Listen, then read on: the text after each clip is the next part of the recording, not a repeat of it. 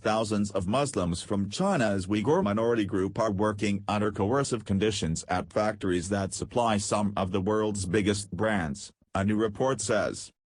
The Australian Strategic Policy Institute said this was the next phase in China's re-education of Uighurs. China has already detained about 1 million Uighurs at internment camps, punishing and indoctrinating them. Officials say the camps are aimed at countering extremism.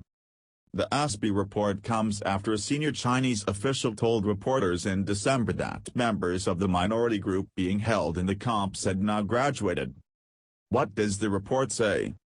Between 2017 and 2019, the ASPI think tank estimates that more than 80,000 Uighurs were transferred out of the far western Xinjiang Autonomous Region to work in factories across China. It said some were sent directly from detention camps. ASPI said the Uighurs were moved through labor transfer schemes operating under a central government policy known as Xinjiang Aid.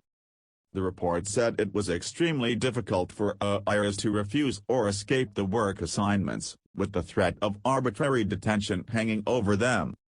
It added that there was evidence of local governments and private brokers being paid a price per head by the Xinjiang government to organize the assignments, which ASPI describes as a new phase of the Chinese government's ongoing repression of Uighurs. Our report makes it really clear that the dispossession of Uighurs and other ethnic minorities in Xinjiang also has a really strong character of economic exploitation, the report's co-author Nathan Bruiser told the BBC. We have this unseen and previously hidden contamination of the global supply chain. Reports of widespread detentions at internment camps in Xinjiang first emerged in 2018. Chinese authorities said the vocational training centers were being used to combat violent religious extremism. But evidence showed many people were being detained for simply expressing their faith, by praying or wearing a veil, or for having overseas connections to places like Turkey. Beijing has faced growing international pressure over the issue. Chinese state media says participation in labor transfer schemes is voluntary. Officials have denied any commercial use of forced labor from Xinjiang, according to ASPI.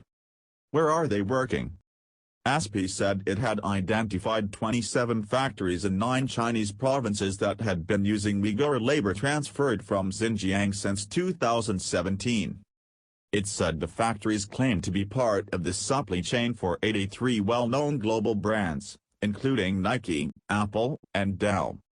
At the factories, ASPI said the Uighurs were typically forced to live in segregated dormitories, have Mandarin lessons and ideological training outside of working hours, were subjected to constant surveillance and banned from observing religious practices. ASPI said foreign and Chinese companies were possibly unknowingly involved in human rights abuses.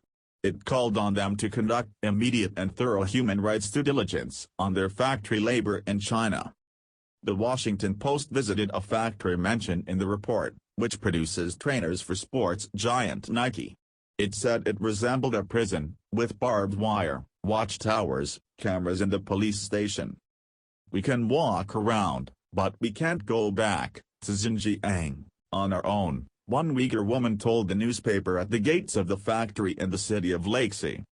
Nike told the Washington Post it was committed to upholding international labor standards globally and that its suppliers were strictly prohibited from using any type of prison, forced, bonded or indentured labor. Apple also said it was dedicated to ensuring that everyone in our supply chain is treated with the dignity and respect they deserve, while Dell said it would look into the findings.